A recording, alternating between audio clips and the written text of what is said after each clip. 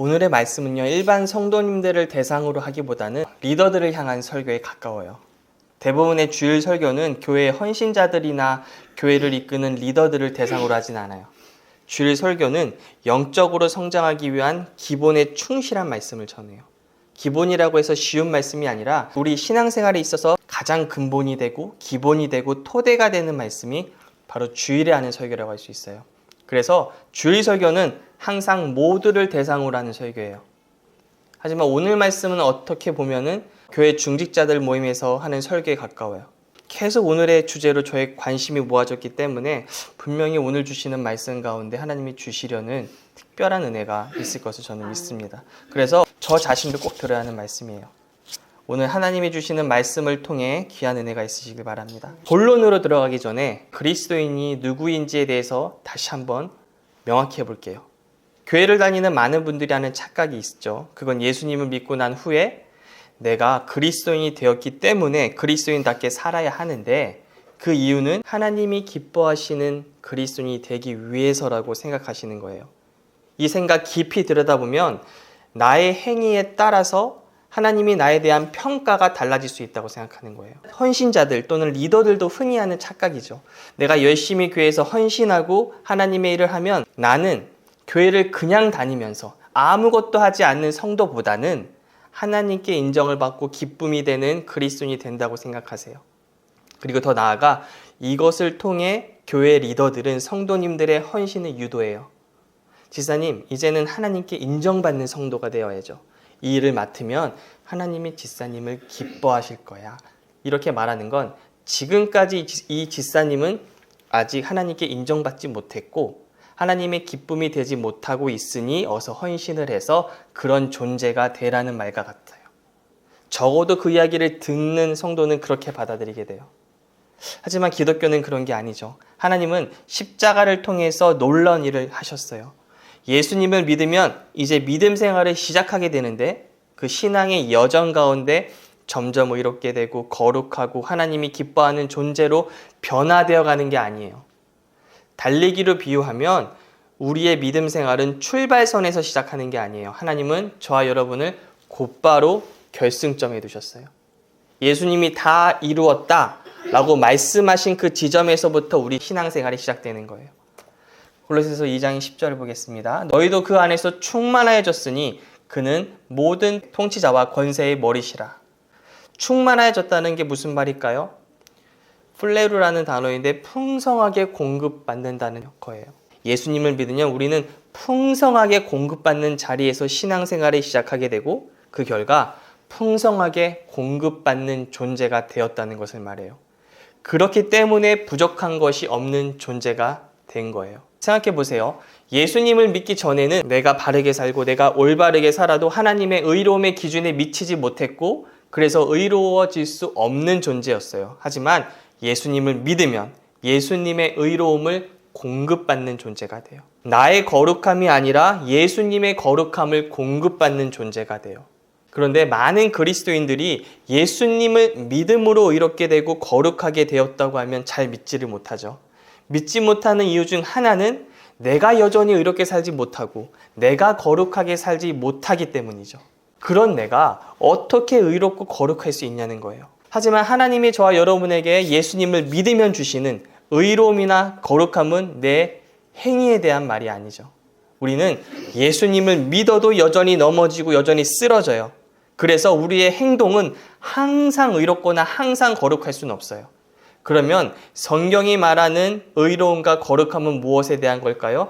우리의 존재에 관한 거죠. 마치 제 아들 이한이가 어떤 행동을 하더라도 심지어 나쁜 행동을 하고 모두에게 비난받는 행동을 하더라도 제 아들이라는 이 존재적인 위치는 변하지가 않아요. 존재가 변하지는 않죠. 어떠한 행동도 제 아들 이한이가 저의 아들이 되지 못하게 할 수는 없어요. 우리의 의로움과 거룩함도 그것과 같아요. 예수님을 믿으면 거듭나게 되는데, 즉 다시 태어나게 되는데 다시 태어난 저와 여러분은 죄인이 아니라 하나님 앞에 의롭고 거룩한 존재로 태어난 거예요. 그런 존재가 되었기 때문에 어떤 행동도 저와 여러분의 의로움과 거룩함을 바꿀 수 없어요. 이건 존재에 관한 문제니까요. 그래서 누군가가 예수 믿는 사람들 보니까 여전히 죄짓고 이기적이고 뻔뻔하게 저렇게 사는데 어떻게 예수님 믿는다고 의롭다고 할 수 있나요? 어떻게 믿는다고 구원받았다고 할 수 있나요? 삶이 온전하지도 않잖아요. 복음의 진리를 모르고 그런 이야기를 들으면 사람들은 당황하게 돼요. 하지만 복음의 진리가 무엇인가요? 우리의 행위로는 여전히 바르게 행동하지 못할 수 있지만, 그래서 나의 행위가 의롭지는 못할 수 있지만 내가 정말 예수님을 믿는다면 나는 하나님께 의롭고 거룩한 존재예요. 그런데 오늘날 성도님들이 이걸 모르고 교회 생활을 하세요. 하나님 앞에 제대로 살지 못하고 있으니 하나님은 나를 기뻐하지 않으실 거야. 나를 온전한 그리스도인으로 보지 않으실 거야. 그런 불안한 마음을 가지고 헌신하고 교회 봉사를 하세요. 그렇게 되면 그 헌신이 무엇이 되나요? 마음에서 우러나오는 것이 아니라, 기쁨으로 하는 헌신이 아니라 이 나의 불안한 마음을 달래주는 죽은 행실이 돼요. 그게 바로 히브리서가 말하는 죽은 행실이에요. 세상에 보면요, 건강한 자존감을 갖지 못하신 분들 중에 가지고 있는 직업을 통해서, 그리고 자기 자신이 지금 하고 있는 일을 통해서 자신의 존재감을 확인하는 분들이 있어요. 내가 의사다, 내가 변호사야, 내가 사장이야. 그것이 그 사람의 존재의 가치를 정해준다고 여기는 거예요. 그래서 은퇴를 하거나 더 이상 일을 하지 않으면 자기 자신이 무가치하게 느껴져 급격한 공허함에 어쩌할 줄을 몰라요. 왜냐하면 지금까지 자신이 하는 일이 나라는 존재를 결정해 주었는데 그 일이 사라지니까 자신의 존재도 없어진 것처럼 느껴지는 거예요. 이건 교회에서도 마찬가지예요. 무슨 일을 하고 있고 내가 어떤 직분과 어떤 헌신을 하고 있는데 그것을 통해서 자신의 존재를 하나님 앞에 확인받으려는 분들이 정말 많아요. 그리스도인들은 하나님이 주신 변하지 않는 존재적인 변화를 경험한 사람이에요. 언제요? 예수님을 믿을 때요. 우리의 행위에 따라 변화되는 게 아니에요. 예수님 안에서 저와 여러분은 존재적으로 의롭고 존재적으로 거룩하게 되었어요. 요한일서 4장 17절이요. 주께서 그러하신 것 같이 우리도 이 세상에서 그러하니라. 하나님은 우리를 예수님처럼 보세요. 예수님처럼 의롭고 예수님처럼 거룩하게 보세요. 하나님이 나를 보시는 것처럼 내가 내 자신을 볼 수 있어야 돼요. 하나님이 나를 보시는 것처럼 나도 내 자신을 보게 된다면 우리의 삶은 획기적으로 변할 수밖에 없어요. 우리의 삶의 태도는 완전히 달라질 거예요. 그런데 이렇게 전하는 은혜의 메시지를 비판하는 사람들이 가장 많이 하는 이야기가 있어요. 그렇게 은혜를 전하면 사람들을 게으르게 하고 수동적으로 만든다는 거예요. 그래서 아무것도 하지 않으면서 하나님이 다 은혜를 주셨고 아무것도 안 해도 나를 의롭게 보시니 난 괜찮아. 그러한 생각과 말을 하는 그리스도인으로 만든다고 비판을 해요. 근데 이건 사람들이 은혜를 잘 모르기 때문이에요. 예수님의 은혜를 누구보다 잘 알았던 사도들, 그리고 은혜의 복음을 전했던 바울은 누구보다도 수고하고 누구보다도 부지런하고 열심히 일했던 사람이에요. 왜 그랬을까요? 그건 우리가 정말 은혜를 잘 이해했다면 우리는 필연적으로 싸우게 되니까요.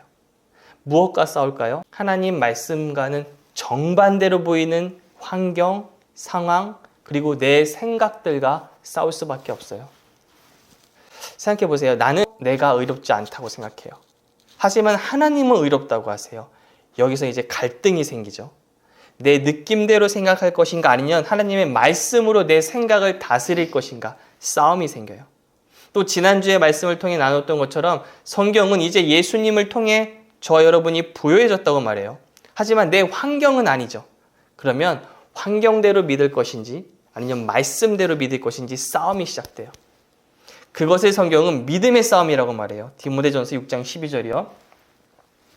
믿음의 선한 싸움을 싸우라. 영생을 취하라. 이를 위하여 내가 부르심을 받았고 많은 증인 앞에서 선한 증언을 하였도다. 그리스도인에게는 이런 믿음의 싸움이 있기 때문에 결코 신앙이 게으러지거나 수동적이 될 수 없어요. 그래서 성경은 저와 여러분에게 이런 선한 싸움을 독려하는데 이 싸움을 싸우는 사람들에게 주시는 놀라운 축복이 있음을 오늘 민수기의 말씀을 통해 중점적으로 보려고 해요. 먼저 구약에 나오는 율법에 대해 아셔야 될 것이 있어요. 오늘날 교회는 로마서 6장 14절 말씀처럼 죄가 너희를 주장하지 못하리니 이는 너희가 법 아래에 있지 아니하고 은혜 아래에 있음이라. 이 말씀처럼 율법 아래 있지 않고 은혜 아래 있어요. 율법의 시스템에 종속되어 살아가지가 않아요. 하지만 이 율법에서도 교회에게 적용할 수 있는 하나님의 지혜와 숨겨진 진리를 얻어낼 수 있어요. 예를 들어 바울은 신명기 25장 4절 보시면 곡식 떠는 소의 입에 망을 씌우지 말지니라. 고대 근동 지방에서는 곡식을 타작할 때 소를 이용해서 탈곡을 했어요. 소들은 그 일을 하면서 땅에 떨어진 곡식을 주워 먹었다고 해요. 주인은 그걸 방지하기 위해서 소의 입에 망을 씌우는 것인데 율법은 그렇게 하지 말라고 하는 거예요. 소가 일을 하니 그걸 주워 먹게 하라는 거예요. 그런데 바울은 놀랍게도 이 율법을 가지고 거기에 담긴 하나님의 지혜를 끌어내요. 고린도전서 9장 9절부터 모세의 율법에 곡식을 밟아 떠는 소에게 망을 씌우지 말라 기록하였으니 하나님께서 어찌 소들을 위하여 염려하심이냐. 오로지 우리를 위하여 말씀하심이 아니냐. 과연 우리를 위하여 기록된 것이니 밭 가는 자는 소망을 가지고 갈며 곡식 떠는 자는 함께 얻을 소망을 가지고 떠는 것이라. 우리가 너에게 신령한 것을 뿌렸은즉 너희의 육적인 것을 거두기로 과다하겠느냐. 다른 이들도 너에게 이런 권리를 가졌거든. 하물며 우리일까 보냐. 그러나 우리가 이 권리를 쓰지 아니하고 범사에 참는 것은 그리스도의 복음에 아무 장애가 없게 하려 함이로다. 성전의 일을 하는 이들은 성전에서 나는 것을 먹으며 제단에서 섬기는 이들은 제단과 함께 나누는 것을 너희가 알지 못하느냐. 이와 같이 주께서도 복음 전하는 자들이 복음으로 말미암아 살리라 명하셨느니라. 지금 바울은 명백히 말해요. 소의 망을 씌우지 말라고 하신 율법을 주신 건 소를 위한 게 아니라 더 깊은 진리가 숨겨져 있었다고 하는 거예요. 그건 풀타임 사역자들이, 즉 말씀을 전하는 수고를 하는 이들이 그들의 수고에 대한 대가를 받는 게 당연하다는 거예요. 이처럼 율법에는 표면적인 의미뿐 아니라 더 깊은 진리와 지혜가 숨겨져 있어요. 오늘 민수기도 그런 차원에서 보셔야 돼요. 민수기 31장 여호와께서 모세에게 말씀하여 이르시되 너는 제사장 엘르아살과 회중의 수령들과 더불어 이 사로잡은 사람들과 짐승들을 계수하고. 여기 나오는 제사장 엘르아살은 아론의 아들로서요, 아론의 뒤를 이은 대제사장이에요. 그러면 대제사장이 누구일까요? 오직 지성소에 들어갈 수 있는 존재예요. 하나님의 임재의 상징인 언약궤 앞에 설 수 있는 존재가 바로 대제사장이죠. 그래서 대제사장이 된다는 건 엄청난 특권이에요. 그리고 레위 지파 중에 제사장들이 나와요. 레위 지파라고 해서 다 제사장이 되는 건 아니에요. 레위 족속은 게르손, 고핫, 무라리의 세 아들을 통해 구성되었는데 그중 제사장 직책은 둘째 아들인 고핫 계열의 아론 자손이 담당했어요. 레위인이라고 모두 제사장이 되는 건 아니었어요. 제사장 직분을 감당하지 않는 레위인은 성전에서 봉사를 해요. 성막을 철거하거나 세우고 제사장을 도와서 제사를 준비하고 도와주는 그런 임무들을 감당해요. 그래서 엄밀히 보면 구약시대에 대제사장이 하나님께 가장 가까이 갈 수 있었다면 그 다음은 제사장이에요. 그리고 레위인이에요. 하나님과의 친밀함의 차이를 나타내요. 하나님은 모든 레위인을 다 사랑하시죠. 다 존귀한 자예요. 존재적으로는 하나님 앞에 귀한 백성으로 같아요. 하지만 그 중에서 누군가는 하나님과 친밀함이 더 가깝고 누군가는 하나님과의 친밀함이 멀어요. 그런 그림을 보여주는 거예요. 예수님 시대도 마찬가지였어요. 예수님이 12제자가 있었지만 그 중에서 예수님과 특별한 친밀함을 누렸던 세 제자가 있죠. 베드로, 요한, 야고보예요. 위치적으로 12제자라는 건 모두 같아요. 다 예수님의 제자예요. 하지만 그들 중에서 예수님과 특별한 친밀함을 누리는 제자가 있었다는 거예요. 다시 민수기 31장 27절 보실게요. 그 얻은 물건을 반분하여 그 절반은 전쟁에 나갔던 군인들에게 주고 절반은 회중에게 주고. 지금 여기서 얻은 물건은 미디안과 전쟁을 해서 승리해서 얻은 전리품이에요. 미디안 족속은 이스라엘 백성을 우상 숭배에 빠지게 했기 때문에 하나님이 그들로부터 이스라엘을 지키기 위해 전쟁을 하게 하신 거예요. 그런데 보시면 그 전쟁에서 얻은 물건을 반으로 나눠요. 절반은 전쟁에 나가는 군인에게 주고 절반은 전쟁을 나가지 않은 회중에게 주는 거예요. 물론 전쟁에 나간 군인의 수가 전체 회중의 숫자보다 적겠죠. 그래서 결국 전쟁에 나간 이들이 더 많이 가질 거예요. 하지만 그럼에도 비율적으로 50대 50이에요. 반으로 나눠요. 이 말을 통해 영적 법칙을 알 수 있어요. 싸우지 않는 사람도 싸운 사람과 똑같이 얻어요.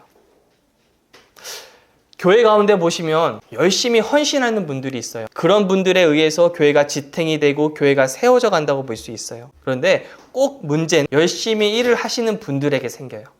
봉사를 하다 시험에 들고 누군가가 부딪혀요.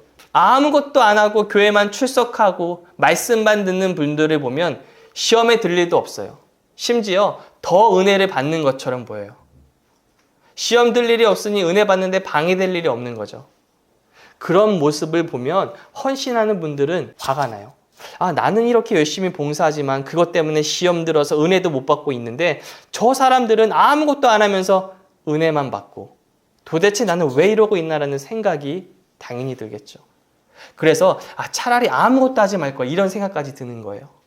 헌신하는 사람들이 더 은혜를 받고 가만히 있는 사람들은 상대적으로 은혜가 없어야 될 텐데 왜 같이 은혜가 있을까요?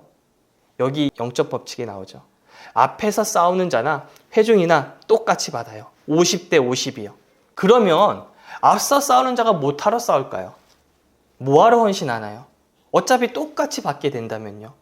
나중에 하나님께 상급을 받으니까 그걸 생각하면서 참아야 될까요? 물론 그것도 하나의 방법이에요. 하지만 오늘 말씀을 통해 더 중요한 거 알려드릴게요. 민수기 31장 28절이요. 전쟁에 나갔던 군인들은 사람이나 소나 낙이나 양떼의 500분의 1을 여호와께 드릴지니라. 곧 이를 그들의 절반에서 가져다가 여호와의 거제로 제사장 엘르아살에게 주고 전쟁에 나갔던 군인들은 그들이 받은 전체의 절반에서 500분의 1을 여호와께 드리는데 누구에게 주나요? 엘르아살 대제사장에게 줘요. 이걸 기억해 두세요. 이제 한번 회중을 볼게요. 30절이요. 또 이스라엘 자손이 받은 절반에서 사람이나 소나 낙이나 양떼나 각종 짐승 50분의 1을 가져다가 여호와의 성막을 맡은 레위인에게 주라. 여기서는 50분의 1이에요. 그럼 두 그룹 중에 결국 더 많이 갖는 건 누굴까요? 50분의 1이 500분의 1보다 많으니까 회중이 더 많이 하나님께 바치는 거죠. 그래서 결국 싸움에 나간 군인이 남는 게 더 많으니 더 많이 갖게 돼요. 하나님께 헌신하고 믿음의 싸움을 하는 분들은 하나님이 이 땅에서도 주시는 축복이 많이 있어요. 그런데 제가 오늘 말씀을 통해 집중하는 건 그게 아니에요. 군인은 누구에게 주었죠? 대제사장 엘르아살. 그리고 회중은 누구에게 주나요? 레위인이에요. 아까 말씀드렸죠? 구약에서 대제사장은 하나님과 특별한 친밀함이 있는 사람이에요. 그 다음이 제사장, 그 다음이 레위인이에요. 싸움에 나간 자는 대제사장에게 바쳐요. 하지만 회중은 레위인에게 바쳐요. 이게 무슨 말인지 아세요? 싸움을 한 자는요, 대제사장에게 가요. 즉 하나님의 친밀함을 가장 잘 누리는 대제사장에게 간다는 건 영적인 의미로 나 역시 그 친밀함에 참여할 수 있다는 말이에요. 싸움을 하지 않는 자는 그렇지 못하고요. 왜냐하면 레위인의 자리까지 밖에는 가지 못하니까요. 그러면 오늘날 우리의 대제사장은 누구시죠? 예수 그리스도요. 히브리서 4장 14절이요. 그러므로 우리에게 큰 대제사장이 계시니 승천하시니 곧 하나님의 아들 예수시라. 우리가 믿는 도리를 굳게 잡을지어다. 즉 우리가 믿음의 싸움을 하면 할수록 우리는 예수 그리스도께 나아가고, 여기서 나아간다는 의미는 더욱 친밀한 관계로 들어가는 의미예요. 아까 처음에 말씀드렸죠. 우리는 예수님을 믿으면서 놀라운 존재가 되었어요. 의롭고 또 예수님 안에 거하고 존재적으로 완벽해요. 하지만 이 땅에서 누군가는 자신에게 주어진 그 자리를 완벽하게 누리는 사람이 있는가 하면 누군가는 그 완벽한 지위를 하나도 누리지 못하고 사는 사람도 있어요. 이미 예수님 안에 거하고 있고 너무나 위치적으로 가까워졌는데도 거기에 따르는 친밀함은 하나도 누리지 못하는 거예요. 누가 누리나요? 싸우는 사람이요. 왜 교회에서 헌신하는 사람들이 가장 많은 시험에 들까요? 싸우는 자리에 있으니까요. 싸우기 때문에 다치고 아픈 거예요. 하지만 싸움하는 사람들에게는 놀라운 축복이 있어요. 바로 예수님과 그 친밀함을 누리게 돼요. 더 이상 이론만이 아니라 실제적으로 복음을 통해 주신 그 놀라운 축복을 누리는 거예요. 마귀는요, 이걸 알기 때문에 교회의 헌신자들 그리고 리더들을 괴롭혀요. 전투에서 패배를 맛보게 해서 아예 전투에 나서지도 못하게 만들어요. 그러면서 아무것도 하지 않아도 은혜 받는 사람들을 부러워하게 해요. 저렇게 해도 어차피 다 은혜 받으니 나도 아무것도 안 하고 싶다. 나도 싸우지 않을래. 하지만 저항이 크다는 건 그만큼 마귀가 두려워하는 거예요. 이 전투에서 승리하게 됨으로 얻게 될 전리품과 그리고 예수님과의 그 특별한 관계가 두려운 거예요. 그러니 내 마음에 시험이 오거나 낙심이 올 때 기억하세요. 이 싸움 지금 중요한 싸움이구나. 이 싸움에서 얻을 전리품이 크구나. 이 싸움을 통해 나는 주님과 더 깊은 관계로 들어가겠구나. 이 축복이 있음을 아셨으면 좋겠어요. 우리는 이제 어떻게 싸워야 할까요? 싸움의 중요성도 알았고 싸움의 필요성도 알았는데 어떻게 싸워야 하는지가 어찌 보면 가장 중요하잖아요. 우리가 어떻게 싸워야 하는지는 히브리 단어 레헴이라는 단어로 보니 알 수 있어요. 레헴은 빵이란 단어예요. 베들레헴 아시죠? 해석하면 베트가 집이에요. 빵의 집으로 해석할 수 있어요. 그래서 요한복음 6장 35절을 보시면 예수께서 이르시되 나는 생명의 떡이니 내게 오는 자는 결코 줄이지 아니할 터이요 나를 믿는 자는 영원히 목마르지 아니하리라. 우리나라 성경은 떡으로 표현했죠. 예수님은 자신은 생명의 떡, 생명의 빵이라고 하셨어요. 즉 생명의 빵이신 예수님이 빵의 집에 태어나신 거예요. 여기 레헴이라는 글자가 있어요.